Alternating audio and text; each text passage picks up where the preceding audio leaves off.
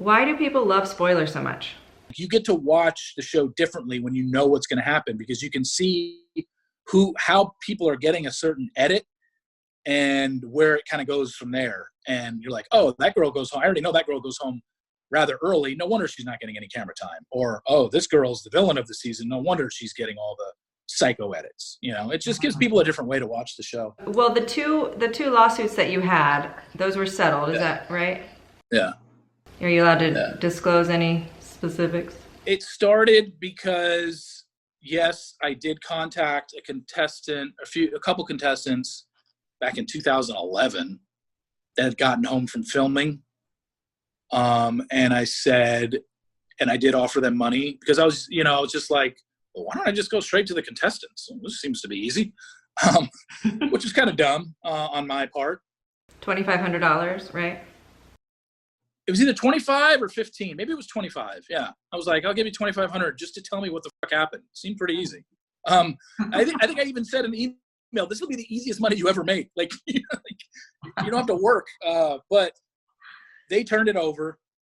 One of them didn't even there were 3 that I contacted. 1 didn't respond, and 2 both said the same thing. Sorry, can't help you. I don't want to get in trouble. When it became a legal thing, they were suing me for tortious interference. And if you Google tortious interference, which is interfering in a contract between 2 parties, which was ABC and their contestants, and I was interfering in that contract. And then they sued me again about a year later, and I didn't think I breached my settlement agreement. They thought I did. The language was a little bit tricky, and my lawyer's like, look, Steve, we can fight this, but it's probably going to cost you a hell of a lot more to fight this than what they're asking you to do, which was, at the time, pay a fine and take the spoilers down that I had posted, which was for Bachelor Pad season 3. Yeah, for the 3rd season of Bachelor Pad. And I'm just like, fine, I'll do it. I don't want to get in a pissing match with these people and go back and forth and spend a ton of money on lawyer fees. Do you remember the 2 contestants who you contacted? Oh, yeah. Who were they? It was from Ben. It was from Ben Flanick's season. It was Emily O'Brien. It was Jacqueline Swartz, and it was the third girl. The third girl, the one that didn't respond, was Casey Steamer was her name. Look at the memory. Good Lord. Well done. Well, I guess Tacos Al Carbone with the brains. It's crazy. I remember a lot. I remember. That was a big thing because that was, a major point in my life where I was sued by a network. But yeah, I definitely remember who I talked to, and I remember who I contacted and what I was saying and stuff like that. But yeah, if you asked me, hey, how did you get the group date spoiler in episode 3 of season 14? I'd be like, Eric L. from New York City wants to know, has ABC ever offered you hush money to stop leaking, or better yet, to work with them? No. They couldn't pay me enough to stop. No. They couldn't pay me enough. That would be an admission on their part that I'm beating them, and they would never admit that. Is Bachelor in Paradise harder for you to spoil on because they're in a secluded location? I'd say it's about the same. I don't think it's necessarily as hard, no. Bachelor in Paradise is only done over 2.5 weeks of filming. That only, from beginning to end, it's not this long, drawn-out process, so it's all kind of condensed. There's literally a rose ceremony every 3 days in Paradise. Although, how would you get your intel from that? That's a great question, Rai. Secret. It's a secret sauce I can't share with anybody. It's Chris Harrison. Oh. No, not Chris Harrison. That's for sure. Pause. That was a long pause. It's Wells. No, not Wells. Right now, during the off season, what does your day look like? On the days that they're filming, I just go about my day because all my stuff is basically kind of done on my phone. I'm just getting texts, I'm getting emails, I'm getting phone calls. So I just go about my day, and whenever I get a text that could be information related, I do kind of link it to the fact of being a doctor on obviously a much, much smaller scale. And that I'm kind of, especially now when it's filming, I'm kind of always on call because I could get a text, an email, or a phone call at any time during the day with information regarding this show. So I'm technically always having to respond to something. But like today is an off day. They're not filming right now. They're in the middle of travel, so I don't have to worry about anything today. I think they'll pick up resuming dates either tomorrow or Wednesday. And at that point, since they're out of the country, I might not get anything. So I just sit around and go about my day, and then whenever I get something, I get something. There's no way to predict when I'm going to get something unless like it's in Ohio and we know when the date is taking place and we know where it's taking place because I've already tweeted it out.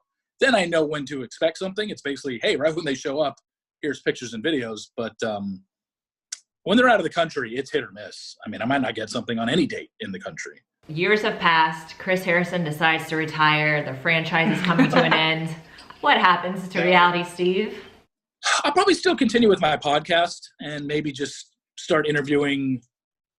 Like kind of now I'm just interviewing people in the reality TV world and then kind of just go from there. I took a peek at your Instagram and you seem very close to your family. What does your family think about your job?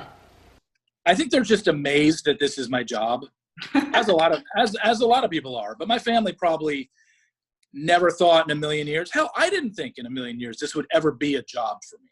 I had no idea. Do you just love reality TV and, you know, the hope of love, Steve? No. I don't love the franchise in the least bit. It is a job at this point. If this wasn't my job and I wasn't making money on it, I wouldn't watch the show because I just wouldn't care. I do watch reality TV. I've always liked reality TV and I've always liked to write.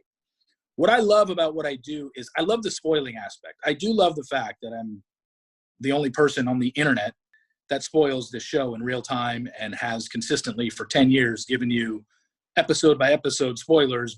You know everything that's going to happen on the show before it airs. Well, in your own life with dating, how does this job play into that? Because are you always afraid that there's a woman trying to find stuff out?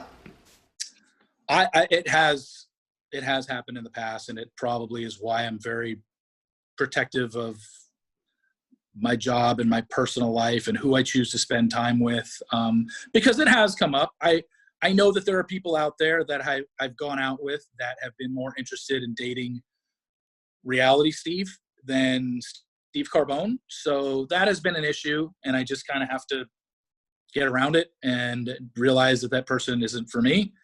But yeah, if you're interested in dating me because you want to know how I get all my information, it just ain't gonna happen. I will cut you loose in a heartbeat if I sense any of that. Like, you just have to understand that we could be watching TV or we could be out at dinner and I'm going to have to respond to a text or an email. That's just the way it is. And that's not for everybody. I get it. So if you were the Bachelor, who would you want to be with? Oh, of Peter's women? Yes. That are left or that are part of the whole cast? The whole because cast. The girl that he eliminated in episode 3, I thought was guaranteed Final Four. I thought she was going to be the winner, and if she wasn't, I was certain this girl was going to be the next Bachelorette, and she got eliminated in episode 3. Well, we're not going to ask you who that is, so then let's try this question a different way. Okay, so I'm trying to find out what's your type. Like, if you're the Bachelor, who are you picking? Maybe of the former Bachelorettes throughout the years. Some of this is biased because I've become because I know them. I've become acquaintances with them. Some I've met, some I haven't. But I'm a huge fan of Charlene Joint, who was on Juan Pablo's season. I'm a huge fan of Claire Crawley, who finished second on Juan Pablo's season, another Juan Pablo girl. Mm-hmm. Emily O'Brien, the one I contacted that actually turned me in on Ben Flajnik's season. Her and I have remained friends because she basically admitted like she had no idea what she was doing and she was so scared. She was apologized for that. So I have no hard feelings for her. Do you think you need to find a human that has never seen The Bachelor, maybe that will be your future wife? No, I actually think the opposite. What do you mean? I actually think that anybody that I date has to have an idea of who I am and what I do. Why? Because they'll not be a super freaked out. Just so they're dialed in already and know what to expect, as opposed to somebody that has no clue. It's never really worked out when I have gone out on dates with somebody that had no clue what I did, because sitting there on the first date and I'm explaining to them what I'm kind of all about and what I do, and my resume, quote unquote, reads 44, single, never married, no kids, not engaged. Oh, what do you do? I write a blog about The Bachelor and have a podcast. Like, it doesn't scream husband material. And as shallow as that may sound, trust me, I've gotten it. I've gotten the reaction of, oh, cool. You know, and I know they're just like, this is a total turnoff. So that's so interesting, though. I never would have thought of that. Yeah, as being a little bit like, huh? Yeah. No, I mean, I understand the resume doesn't scream any husband material, but then again, I'm also not going into. Or it does. It's, you can find the biggest fan and she'll be obsessed. There you go. Seriously. On the periphery, it doesn't sound great, but they have no idea how this show started out. My job started out in 2003 as an email to 3 people. And now in 2019, I've built it into what I have. I think that's a pretty amazing accomplishment, but I'm not going to sit here and pat myself on the back, which is why I say I would just rather meet somebody who already has an idea and, you know, occasionally reads what I do and likes what I do. It's so much easier that way because I don't have to explain stuff.